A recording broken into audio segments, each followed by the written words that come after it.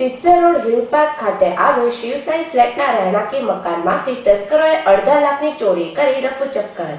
સિત્સર road hill park ખાતે આવેલ શિવસાઈ ફ્લેટમાં રહેતા દિલીપસિંહ કે ગોહિલ બપોરના સમયે તેમના સંબંધીના ઘરે પ્રસંગમાં જમવા ગયા હોય તે દરમિયાન આ તસ્કરોએ પારણા કરી રોકડ તેમજ એક સોનાનો ચેન, 2 ચાંદીની વીંટી, 2 સોનાની વીંટી સહિતની ઉઠાંતરી કરી રફુચક્કર થઈ ગયા હતા।